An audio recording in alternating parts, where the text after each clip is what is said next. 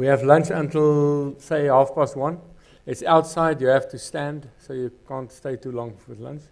1:30 inside. And also for our Zoomers, 1:30. Thank you. As a start, and they will just come up and take over from each other. You have their CVs. Chris Yelland, we all know. All things Eskom and commentary. And not always uncontroversial, but that's Chris. Then Calvin Kim, who has been involved in earlier years with PBM, the Pebble Bed modular reactor stuff. He's also fairly well known. And then Jacob Moroga, who was a CEO of Eskom. Now these days one must qualify when he was a CEO of Eskom. He was still one of the good guys, you know, before Henri. So Jacob, also welcome to you. I made a deal with them. I said for some reason we omitted time for questions, and I'm sure you will have questions for them. So I made an agreement with them. If they each cut 5 minutes of their presentation, then we'll have 15 minutes for questions. Is that okay for the audience? You see the audience is happy with that. Calvin and Jacob. Chris, without any ado, please.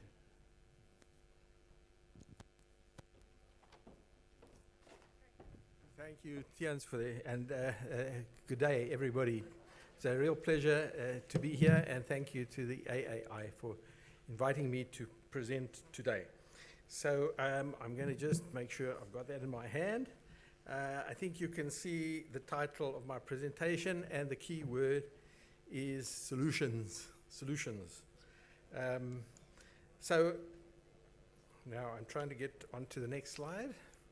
Yes. In looking at solutions, it's very important to frame what you're trying to solve. And, you know, are we trying to solve Eskom? Are we trying to solve their debt? Are we trying to solve their structure, the restructuring? But today I'm going to focus on solving, the solution is we're trying to solve load shedding. Okay, so that is the problem. Okay, and I think it's close to everybody's heart, and the communities and the farmers and business and you and me in our homes. And so just to understand, you know, the problem, you can see this graph. You know, load shedding is measured in 2 ways: the number of hours of load shedding. Actually 3 ways: the number of hours of load shedding, the stage of load shedding, how many hours at different stages, and also the amount of energy lost as a result of load shedding. In other words, the amount of energy not delivered to the productive economy when the productive economy needs it. So this graph is quite useful because it shows you that from 2018, 2019, 20, 21, and 22, can you see what's happening to the number of hours of load shedding? And in terms of it's color coded, so the red is stage 4 load shedding. Can you see how stage 4 load shedding has increased year by year? At the moment, it's at pretty disastrous levels. And a similar graph on the right, you know, shows the amount of gigawatt hours, or terawatt hours in this case. A terawatt hour is a very big number. You know, it's 1,000 gigawatt hours, and a gigawatt hours is 1,000 megawatt hours, and a megawatt hour is 1,000 kilowatt hours. So a terawatt hour is an extremely big number. And you can see that in 2022, and this is a little bit out of date, this is about 2 months ago, we'd already more than double what we lost the whole of last year. Okay, so that's the problem. Okay, so we're going to look at solutions to that problem, but it's very important just to frame what is it we're trying to solve. You know, to be honest, I'm not worried about what Eskom does with itself. It's debt, it's all of that. It must just restructure itself, do what it has to do with itself to right-size itself in order to meet demand. The customer is feeling, you know, Eskom is not there for its own sake. It's there for the customer. That's the only reason it exists. So Eskom must just do what it has to do. You know, people say to me, oh, what happens about Eskom? You know, if we all put in our own systems, you know, what about Eskom? No, Eskom must just do what it has to do. Right size itself, etc. But At the end of the day, it's there for the customer, and if it's not serving the customer, it must adapt. So let's move on to the next slide to also understand this problem, the problem statement. So this is what is called Eskom's energy availability factor. Now, I don't care what the availability factor is. I just want to know about the hours of load shedding. But this is not the problem.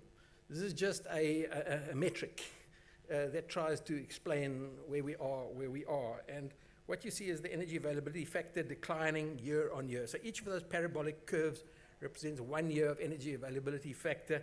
And you can see the energy availability factor follows this parabolic pattern. It's higher in summer and it's lower in winter, but it's always follows the sort of pattern.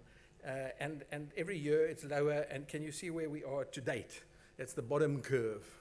And can you see how it's heading downwards? It's not just a parabola starting and ending at the same place. It's actually getting lower. This is like almost a tipping point. Okay, so having explained that, that is Eskom's performance, its generation plant performance, its availability to do what it's supposed to do, which is to meet demand. So we can see that its availability to meet demand is declining. And you can see on the horizontal axis the weeks of the year, and the vertical axis the availability factor. And we're sitting at the moment at about 55%, about 56, 57% energy availability. That means nearly half of the fleet is not available for duty. So it's not doing what it should do. So having said that, we know there's a problem, and we know that the president has addressed his mind to the problem. And this is straight out of the president's plan. Okay? So this is what we have to do to fix the problem. And we're going to just analyze this quickly. First of all, to fix, we need to fix Eskom. Oh, isn't it obvious? The availability is declining. We've got to fix it. We've got to improve that availability factor. It's just wonderful. Just take it up from 56% to 75%. That's what the minister said. He told the Eskom board, that's what your job is. Easier said than done. Especially when, for the last 15 years, it's been going the other direction. And Eskom has been trying, believe it or not, to change that trend, but that is the trend. So if you think that it's going to suddenly increase from 55% to 75% in the next 2 years, you're going to be very disappointed. It's not going to. It is physically impossible to change the average availability of 100 generators in 2 years, especially when you don't have any generation reserve margin. Because in order to do what you have to do to improve this availability factor, you need to have some spare generation so that when you do this extended maintenance, you've got something up your sleeve to run while you're doing the extended maintenance. At the moment, we've got nothing up our sleeve. That's why we have stage 2 load shedding today, as we speak. So there's no reserve, absolutely none. So if you want to do more maintenance to fix things and improve the availability factor, you have to switch off generators, and you don't have anything in spare. The availability factor is going to worsen, not get better in the next 2 years. It's going to get worse. And I can tell you, you can look at Eskom's own plan, its transmission development plan, in which it looks at the energy availability factor for the next 2 years. In fact, it looks at it for the next 5 years. And in the next 5 years, in the Eskom plan, the availability factor remains constant at the current low level of about 60%. That's what the plan is for the next, that's Eskom's plan. Forget about what the minister says. He can say what he likes. That's what's going to happen. And so it's sad news for those who think that you can just suddenly change the average availability factor of 100 generators without having any spare generation capacity up your sleeve. It's going to get worse, and the best you can hope for, actually, the best, is to keep it constant and stop the decline that had been happening over the last 15 years. It's not a message that politicians want to hear. It's not a message that the public want to hear.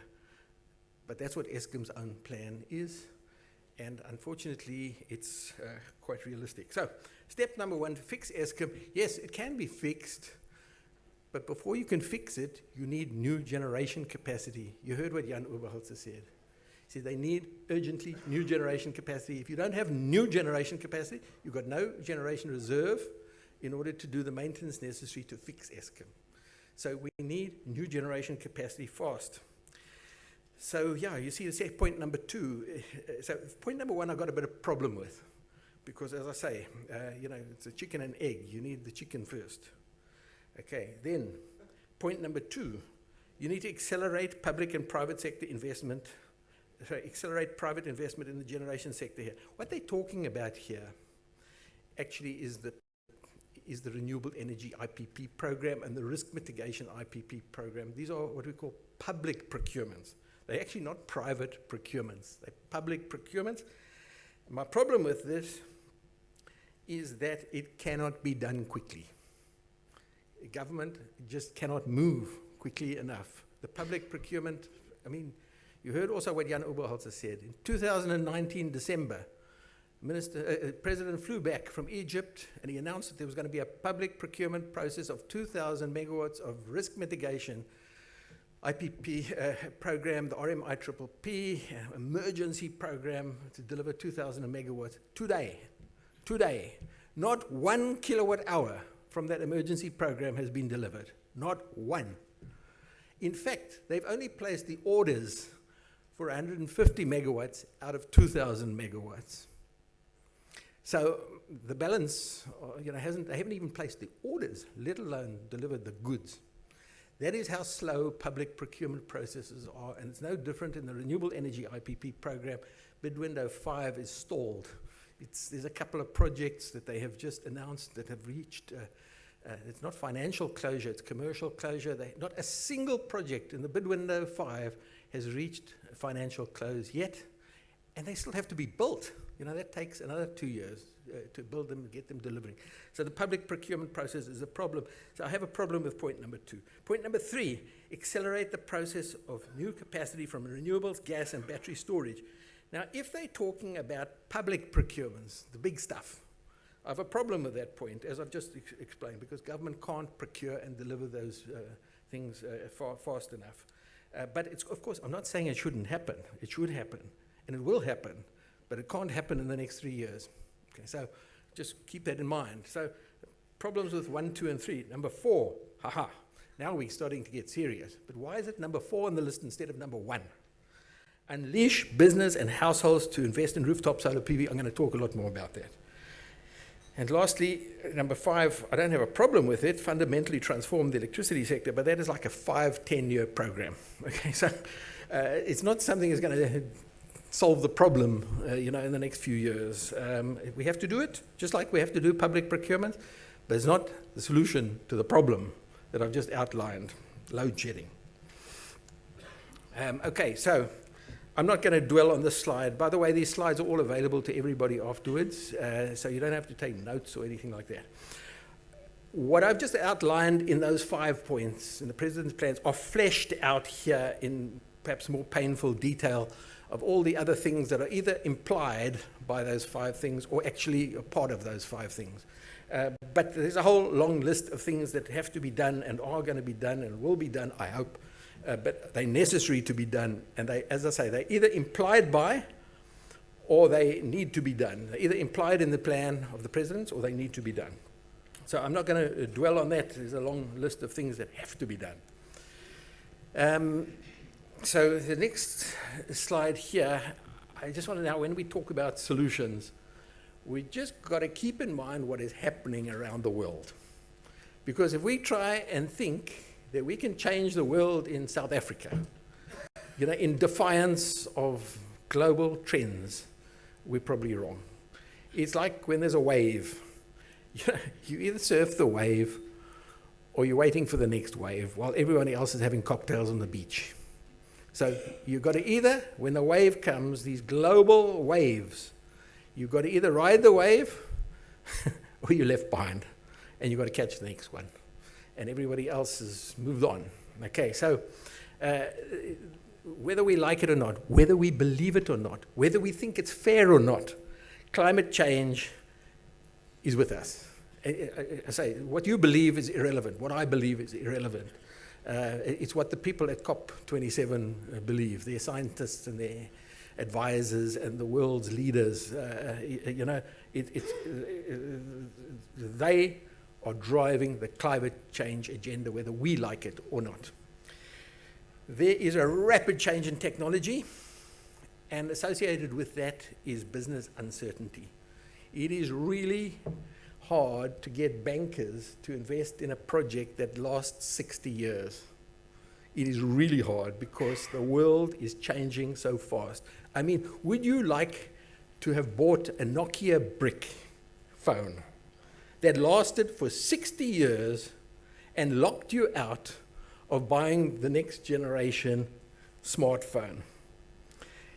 The days of wanting generation plant to last 50 years in this rapidly changing environment we're in is over. Bankers don't have that horizon. The kind of horizon for them that is long is 20 years. So to start talking about technical technology solutions that are going to last you 50, 60, 70, 80 years is actually not an advantage, it's a disadvantage. And so we need to understand this rapidly changing and uncertain environment. We need short delivery times and flexible construction that we can adapt. We can be nimble, and we need flexibility of operation. In other words, we need to be able to ramp up and ramp down these generators, and I'll explain why in due course, but we need flexible operation, flexible construction, and short delivery times. That is what makes funding available. There is a move globally away from monopoly suppliers and large central generation towards a more diversified and competitive generation sector. And the need is for an independent national transmission grid company that enables non-discriminatory access to the grid by a diversified generation sector, not a monopoly. At the moment, Eskom is the monopoly generator. It also owns the transmission grid, and it presents barriers to entry for new entrants. So this transmission grid needs to become a platform to which thousands of generators can participate. And that is what is happening and what should happen in the world of a diversified, competitive generation sector, where you have a transmission grid company that is independent from the generators, allows non-discriminatory access to the grid. There needs to be, and there is globally, these are trends globally, a rapid increase in renewable energy, wind, solar PV, and energy storage. It is absolutely amazing what is happening in this area. I can spend half an hour telling you about what is happening around the world. It boggles the mind. As I say, creating this electricity market, we need to have an electricity market where a lot of people can participate and where the transmission grid is simply a platform which connects buyers and sellers. Think about Uber. It's a platform that connects buyers and sellers, and they take a trade. They earn some income on every transaction that's done. You can have a market. It's like a stock exchange. A stock exchange is a platform by which trading takes place between buyers and sellers, and they make a profit by facilitating transactions. They don't necessarily own the generation assets. They don't own the customer's assets. All they do is facilitate the flow of electrons and trading between buyers and sellers. That is the world that we're moving to. And there's this move towards self-generation, embedded generation, distributed generation. I'm talking about literally thousands and thousands of customers that are also generators. They generate into the grid and use electricity. That's the way of the world. Smart grids, smart metering, smart inverters, I'm going to talk about that. Customers, this is the important thing. Customers are becoming part of the solution. No longer is it generators and customers, or generators and transmitters and distributors and customers. The days of a monopoly are over, and the new world of electricity is where the customer starts calling the shots, as it should. And the generators and transmitters and distributors are there to serve the needs of the customers. So understanding and serving the customer's needs is king. So I'm going to just take you through a couple of technologies, okay, that may be available, in this new world of electricity. Thermal coal-fired power. That's a picture, I think it's of Medupi under construction. You know that it's been a problem, a very serious part of the problem in South Africa. what I want to just say is we know that there's going to be a significant amount of coal that is decommissioned. What I can tell you this for sure, there will be no new coal constructed in South Africa. It's over. You cannot finance it, the banks won't finance it, not even the Chinese will finance it. The president of China announced at the United Nations they will not fund new coal anywhere outside of China. They'll do it in China, but not outside China. Because inside China, they're in charge. But outside China, they're not in charge. So this is not a solution for the future. And by the way, this is big, lumpy stuff. This is not flexible. This takes 10, 15 years to build. You know how long it's taken Medupi and Kusile to build. This is not the future. Okay, nuclear. Now, I'm not going to steal Calvin Kem's thunder, nor our previous speaker's thunder, but this is nuclear. You might recognize this. This is in Russia. You see the one on the right?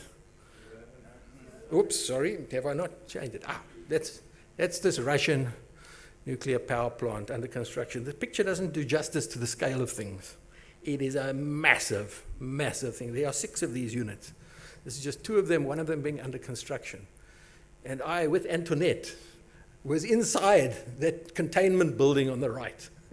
We were there, somewhere near Ukraine. The interesting thing to note about nuclear is that it takes a long time to build, and it's not flexible, and it's very capital intensive. And most of the world's reactors are built by Russia or China. By far, the majority are built by Russia and China. And there are very significant geopolitical aspects at play here. And I'm pretty glad that South Africa is not locked into a 10,000 megawatt nuclear new build program with Rosatom of Russia right now. You know, while the war in Ukraine is on the go and while there are sanctions and you can't pay money from one country to another and all of these things.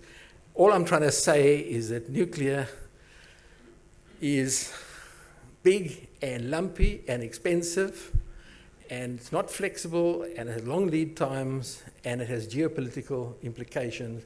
And the countries that are building it are China and Russia. And these are not market economies. They build them for other reasons. Where there are market economies, these are not being built. Or they may be being built, but they're suffering very long time delays. Okay, so what is this? Oh, this is a small modular reactor, and you've heard a lot about this. Now, the only difference between this slide and the previous slides is this is an artist's impression. This is not real. This has not been built yet. It doesn't exist. It hasn't been piloted. It hasn't been licensed, and there's a long way to go. Now, I keep a very open mind about technology. I'm not writing off nuclear, believe you me. But if my little advice to anybody in this field is take a strategy of watch and wait. We don't need to be the world's leaders of technology. In fact, municipalities should be the very last to embrace unproven technologies that have not even been piloted, let alone built, proven, and licensed. This is just an artist's impression, okay? So we need to keep that in mind. This is an artist's impression of a Rolls-Royce reactor. It's expected that there might be one in the UK at the end of this decade. And maybe in South Africa, it will be available in the subsequent decade. Who knows? Who knows? Maybe it'll never occur. Remember the PBMR? It was never built, okay? That was like 2 decades ago. So I just suggest be cautious in your expectations and beware of nuclear sales, snake oil salesmen. They will promise you anything to get the investment. Beware of nuclear snake oil salesmen. Okay, gas to power is another good solution, okay? Oops, sorry, yep, thank you. Gas to power, our minister says, is a game changer. And I want to tell you, you can build this power plant in 2 years. Wonderful. This could be a solution, could it? The trouble is not a power station. It's easy to build a gas power station. You place an order with Siemens or General Electric and they'll deliver it and they'll build it. The problem is the gas. And in South Africa, we don't have resources of natural gas, methane, okay? There have been some discoveries off the south coast. It could take 5, 6, 7, 8 years to turn those discoveries into pipelines that deliver gas to such a power station. There have been discoveries in Mozambique, but you know, to get this stuff to South Africa, you need ports that work. You need offloading facilities. You need floating storage and regasification units. You need pipelines. You need transmission infrastructure. And I'm not talking about electricity transmission. I'm talking about gas transmission infrastructure. It doesn't exist in South Africa. If we're going to import liquefied natural gas, number one, with the current problems in Russia and Ukraine and Europe, the price is exceptionally high. And we don't have the port facilities, the pipelines, the floating storage gas, either land-based or floating. We just don't have them. And it'll take 5, 6, 7 years to develop. That is the reality. It's not a solution to the problem that we talked about in the beginning. Gas to power, oh, by the way, going back, this is what we call either an open cycle gas turbine or a combined cycle gas turbine. These are turbines, gas turbine, like a jet engine kind of thing. There's another technology with gas, and that's called a gas engine. It's like a diesel engine. It's got pistons. And this is a picture of a gas engine power plant, but it happens to be mounted on a ship. Oops, sorry. I keep forgetting because I'm looking at my slides here. So this is a gas power plant, a gas engines mounted on a ship. And you know, this project has been stalled now for some time and may or may not happen. We shall just have to wait and see. But it suffers the same problem. The gas supply is imported liquefied natural gas. It's very expensive, very expensive. So the other thing, of course, is utility scale wind, solar PV storage, and hybrids combining mixtures of these. And I'm afraid to say, or whether you like it or not, or I'm not afraid, I'm just saying, it's the only game in town right now. Gas to power has been talked about for 15 years. We don't even have a gas master plan, which is going to coordinate all this infrastructure that is needed to get gas to that power station. That's what you need. We've been talking about it for 15 years, but we cannot get our act together to put a plan on the table and to plan the necessary infrastructure that is needed to get the gas where it belongs, at the power station. Talking about nuclear, I've been following the nuclear industry for the last 20 years. It comes and it goes. It seems to attract the wrong kind of people. I mean, the last two Eskom CEOs that were in favor of small modular reactors are now arrested, facing charges of corruption. Mr. Molefe and Mr. Coco. They were the last ones pushing these small modular reactors. And currently, Eskom is not on their plan. It's not on their plan. Somebody else's plan. And my advice is, wait and see. Who knows what's going to happen? The world is changing very fast, and I'm not writing nuclear off. But I'm not overconfident. This is where some really serious investment has got to take place. Oops, yep. Oops, hang on, sorry. Okay, so we're talking about wind and solar and PV, these hybrids. This is where all the action is taking place. This is where the orders are happening. Tronox, Richards Bay Minerals, Anglo American, every mining company in South Africa, the Renewable Energy IPP program, Eskom, remember you heard Jan, 50 megawatts of new power. Go and have a look, gigawatts, 50 gigawatts of new power, not megawatts, thank you, Jay. That 50 megawatts is coming from wind and solar and battery storage, a little bit of hydro, and some gas to power if we can get our act together. Okay? It's not coming, if you look at Eskom's transmission plan, it's not coming from nuclear, it's not coming from coal. That is for sure. So the only game in town actually is this wind solar. But really, where we've got to do a lot of investment, and Jan Oberholzer indicated exactly this, is that we need to invest in transmission and distribution infrastructure. We need this new grid company. We need self-generation, embedded generation. This requires a lot of investment into the grid. And if anything I can say is that Jan Oberholzer has underestimated what is required in grid investments in order to make 50 gigawatts of new generation capacity available. I'm not going to run through all of these things, but these are things that have got to happen in the transmission and distribution grid in order to give effect to what has to be done. In all of this, there's a lot of customer side opportunities. The customer is now going to start calling the shots.